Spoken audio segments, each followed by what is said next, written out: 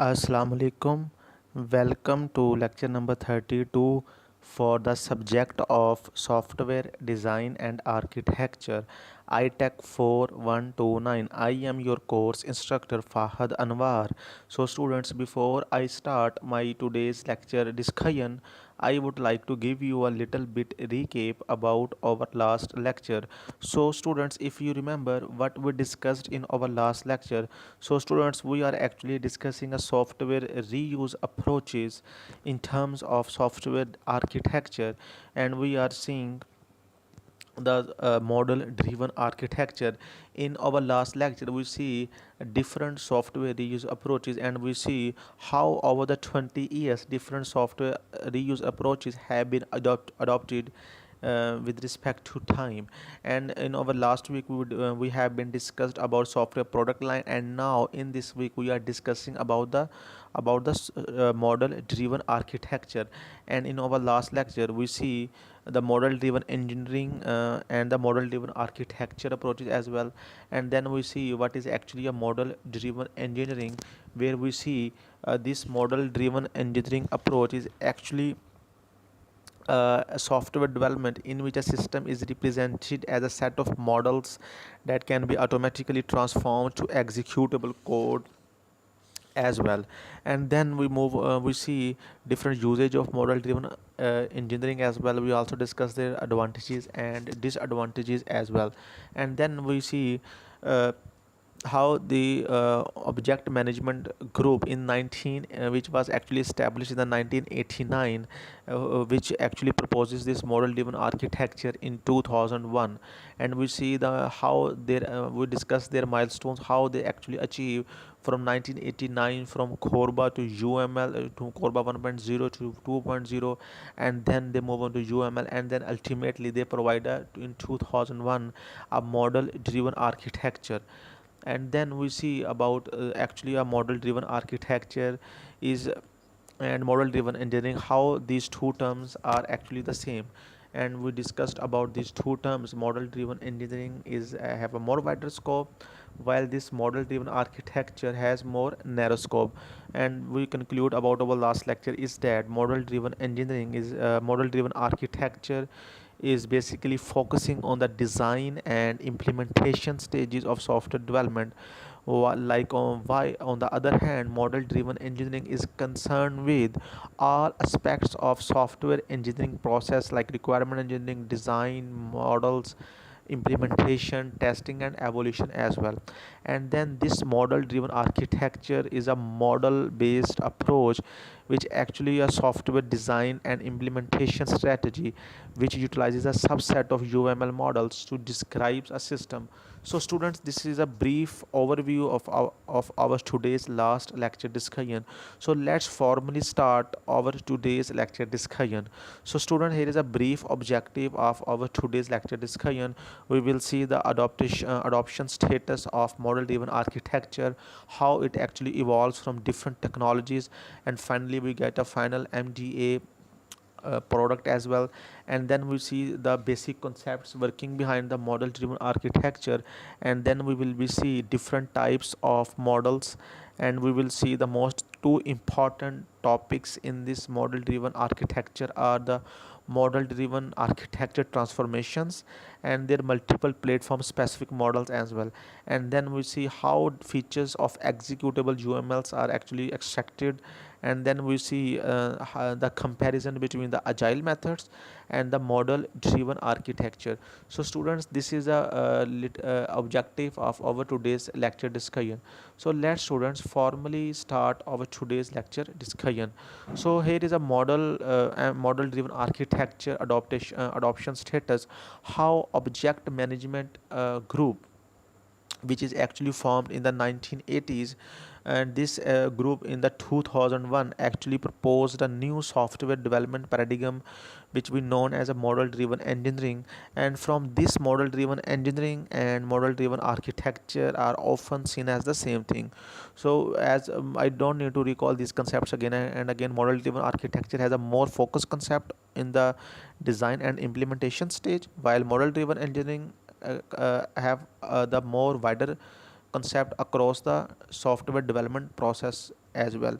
So this object management group in different phases actually finally adopt this model driven architecture.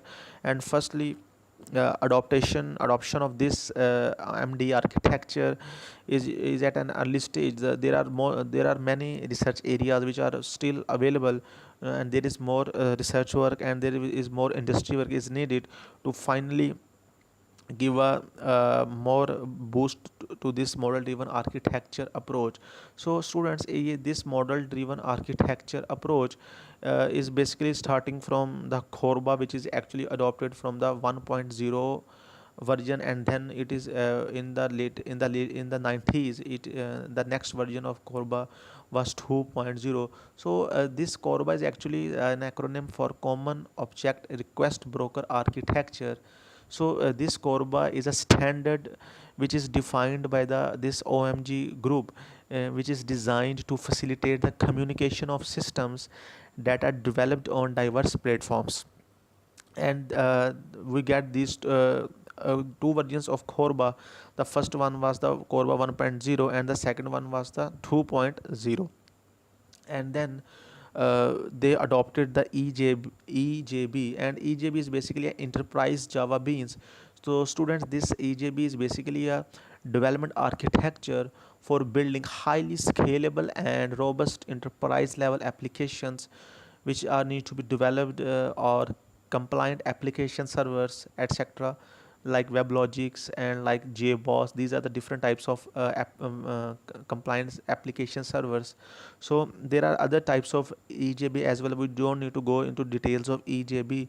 And then OMG group from the UML, they from EJB they move on to a SOAP, which is in a process. This SOAP is basically is a protocol which is used to interchange data between the applications which are then actually built on different programming languages.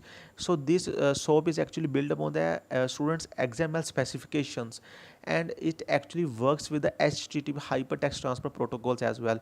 So this make it a perfect for usage with web applications. So the SOAP building block consists of SOAP messages, etc., as well. And then they move on to and but about XML is actually extensible markup language which is actually used to describe a data. So XML is actually a simpler and easier to use subset of the standard generalized markup language, so which is the standard to create a document structure as well. So the basic building block of an XML document is an element which is defined by different tags. And then the underway profile of UML is a .NET framework. So which also need to be started. The it is actually provided by the Microsoft. Is Microsoft .NET architecture is basically a programming model for .NET platform. So this .NET framework actually provides a managed execution environment which simplified development and deployment with a wide variety of different programming languages as well. And then finally the OMG group reaches towards the UML 2.0, which is a totally different dimensions in the world of unified module language, and it is more complex and extensive in nature as well.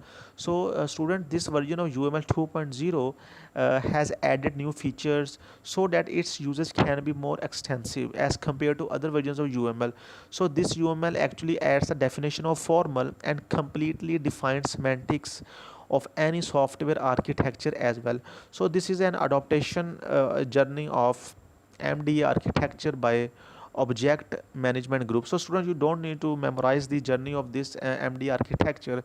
So you can say it's a little bit history about how object management group actually adopts the model driven architecture from Corba 1.0 to 2.0, then EJB, SOAP, .NET, and then finally the UML 2.0. And in the 2001, they finally adopted a model driven architecture as well. So this is a how MDA actually how object management group actually adopt a model driven architecture from its roots to its final implementation as well. So what are the basic concepts behind the model driven architecture? So uh, students, model is basically a formal specification about the functions, structures, behaviors. We already have been discussed this slide in our previous lecture as well. So is source code and a UML based specification model is a straightforward two examples of any two models. And then there are two most important aspects of any model driven architecture, which can be explicitly defined with the help of two models. Number one is platform independent model, and the second is platform specific model. And now students, these two models actually, the first one is actually about the platform independent model. So this model driven architecture actually develop projects with the creation of a platform independent model. So platform independent model at this level actually presents the business functionality, behavior which actually understood by different technologies in details.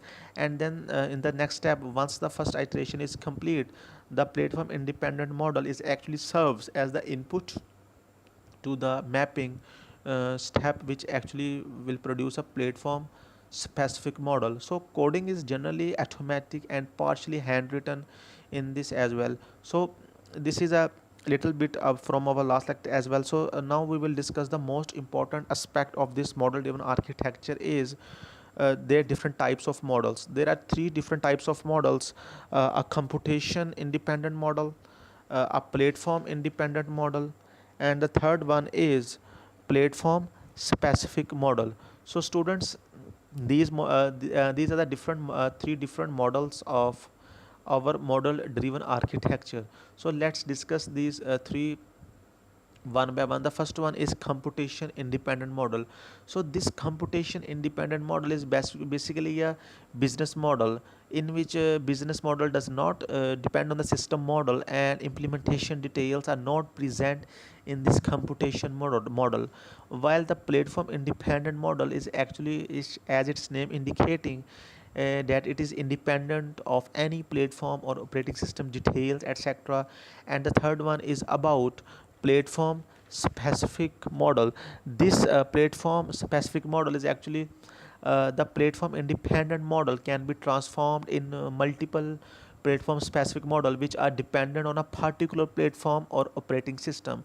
So these are the different three models of model driven architecture: computation model, platform independent model, and the platform specific model. The more details about these three different models will be discussed in the model transformation architectural diagram as well in the next slide. So students, here is a model driven architecture transformation. So this model driven architecture transformation is actually what about is.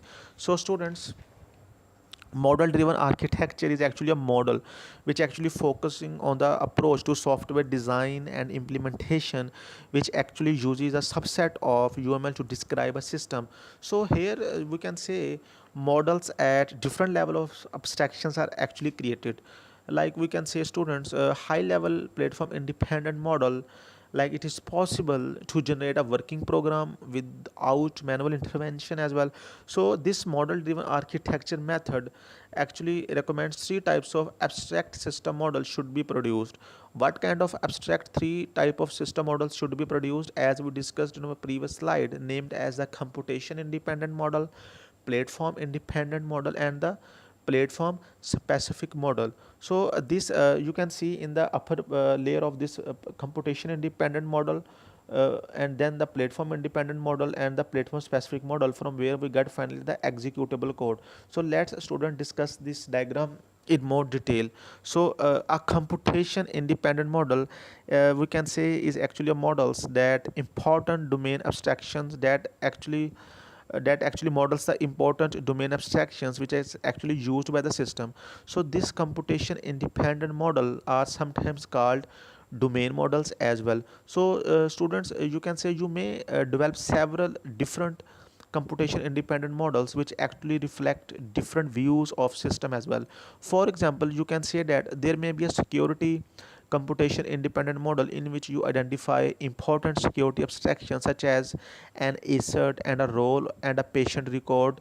Computation independent model in which you describe abstractions such as patients, consultants, consultations, etc. And then the next one is about platform independent model. This model actually models the operation of the system without reference to its implementation. So in this platform independent model is actually, we can say, usually describes using UML models like that show static structure of the system and how it actually responds to external and internal events. So what are the static structure of the UML system? These UML unified modeling language also already have been discussed in lecture number 5, 6 and 7, where we see the structural and behavioral aspects of UML as well, and I don't need to recall the UML concepts over here again. And the next is platform specific model. So this platform specific model is actually which are transformations of the platform independent model with a separate platform specific model for each application platform. So in principle, student, there may be layers of platform specific model, with each layer adding some platform specific details. So the first level platform specific model could be middleware specific but database independent as well. So whenever a specific database has been chosen, a database specific platform specific model can be generated. So as I discussed earlier, transformation between these models may be defined and applied automatically by software tools.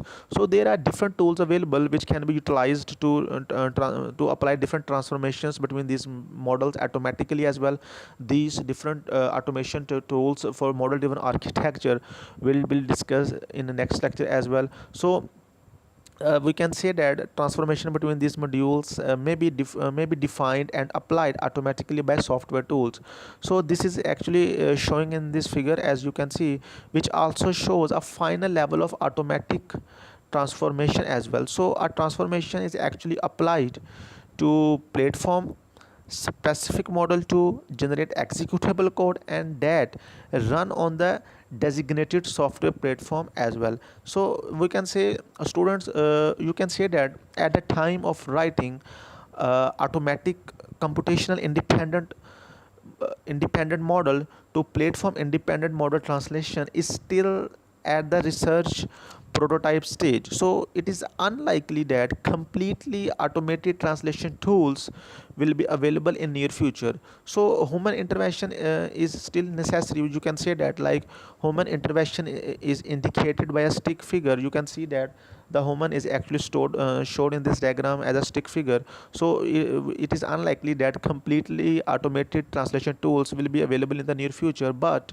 in this diagram you can see that human intervention, which is indicated by a stick figure, will be needed for the foreseeable future. So computational independent models are related and part of the translation process, which actually may involve linking concepts in different computational independent models. Like, for example, the concept of role in security computational independent model may be mapped onto the concept of a staff member in a hospital computational independent model as well.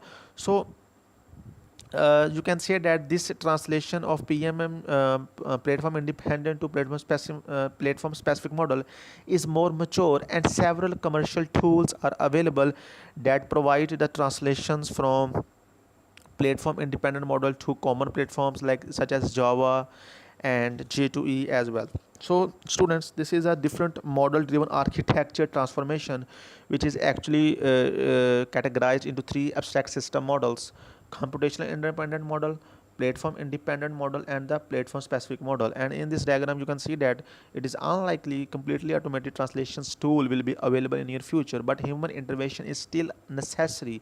And you can see in this diagram human intervention is actually indicated by this stick figure will be needed for the foreseeable future as well. So this is all the discussion about our model driven architectural transformation. So now in this next we will discuss about the multiple platform specific models, which is a one category of this abstract system models. Now we will discuss about the platform independent model. So this platform independent model is actually about the models, the operation of the system without reference to its implementation. So the platform independent model you can say usually described using UML models that shows how the static system structure and how it responds to external and internal events as well. So this platform independent model, as its name indicating that it is independent of any platform or operating system details as well. And students, this platform independent model, we can say about this is these models the operation of the system without referencing to its implementation. So this in this diagram you can see that uh, from this we can say that like there are several commercial tools are available which can be provide translations from platform independent model to common platform like such as Java and J2E. So students, you can see in this diagram, these rely on extensive library of platform specific rules and patterns to convert the platform independent model to platform specific model as well. So there may be several platform specific model for each platform independent model in the system. So if a software system is intended to run on different platforms like you can say that J2E, .NET, then it is only necessary to maintain the platform independent model. So this platform specific model for each platform are automatically generated, and this process whole is shown in this multiple platform specific model you can see in this diagram as well.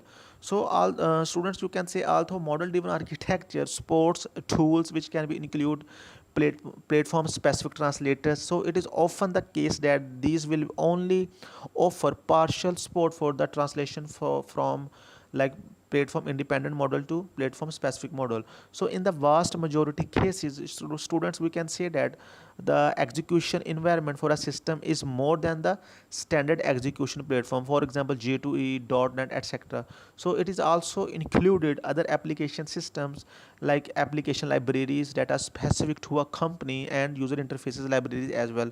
So as these vary significantly from one company to another company, standard tool support is not available. So therefore, when model driven architecture is introduced, special purpose translators may have to be created that take the characteristics of the local environment into account as well. So in some cases, for example, for user interface generation, completely automated platform independent to platform specific model translation may be impossible as well. So students, it's discussion about our multiple platform specific model is explained in this figure as well. So what now we are discussing about executable UML. So students, what are the executable UML? So students, as we discussed earlier, model driven architecture is basically a model based approach of about software design and implementation, which is that uses a subset of UML models to describe a system. So what are the executable UML? So the fundamental notion behind this model driven engineering is that completely automated transformation of models to code should be possible. So this is possible using a subset of UML2, which is called a executable UML or a UML 2.0. And this UML 2.0 we already have been discussed in our previous slide as well, where we see how this model driven architecture is adopted by the OMG organization, where we see this UML 2.0 is totally at different dimensions in the world of unified modeling language, and this UML 2.0 has added new features so that its users can be more extensive, and this 2.0 adds the destination of formal and completely defined semantics as well. So that's why UML 2.0 is executable UML is actually becomes possible with this UML 2.0 innovation as well. So what are the features of executable UML? So students, to achieve this, you have to be able to construct graphical models like whose semantics are well defined. So you also need a way of adding information to graphical models about the ways like in which the operations defined in the model are implemented. So this is possible using a subset of UML2, which we called a executable UML or XUML. So I don't have about I don't need to describe about UML 2.0 over here, the more details about XUML. So I simply presenting a short overview of its main feature here. So UML was actually designed as a language for supporting and documenting software design. So you must remember, not as a programming language. So the designers of UML were not concerned with semantic details of the language, but with its expressiveness as well. So they introduce useful notations such as use case diagrams that help with the design, but which are too informal to support execution. Like to create an executable subset of UML, the number of model types has therefore been dramatically reduced to three key model types. These key models are domain models, class models, and the state models. Domain model actually what it actually does, it actually identify the principal concerns involved in the system, and they define these actually defined with the help of UML class diagrams, objects, attributes, and their associations as well. And then the class model is also, we have been discussed in our UML section, which is actually about in which classes are defined along with their attributes, operations, which we also call a data members or data methods. And then the state models, which actually defined with the help of state diagrams, which actually associate with each class, and they are described throughout their lifespan as well. So we can say this dynamic behavior of system may be specified using the object constraint language, which we call the OCL, or may be expressed using UML like action language. So the action language is like a very high level programming language where you can refer to objects and their attributes and specify actions to carry out as well. So these are the different features of executable UML, which are actually provided in the UML 2.0, which actually adds a definition of formal and completely defined semantics as well. So the next concern is about the relation between the model agile methods and the model driven architecture. So students, we can say that there is an uneasy relationship between agile methods and model driven architecture. So the notion of extensive upfront modeling actually, students, contradicts with the fundamental ideas in the agile manifesto. Like, and I suspect that few agile developers feel comfortable with model driven engineering. So the developers of model driven architecture actually claims that it is intended to support an iterative approach so to development, and so can be used with an agile methods as well. So students, you can say that if transformations can be completely automated and a complete program generated from a platform independent model, then in principle model driven architecture could be used in an agile development process, as no separate coding would be required. However, as far as I am aware, I can say that there are no model driven architecture tool that support practices such as regression testing, test driven development, etc. And there are different and whatever different tools about these model driven architectures are available, I will be give you more details about the available model driven architecture tools in very detail in our next lecture. So students, till here our lecture number 32 is ended.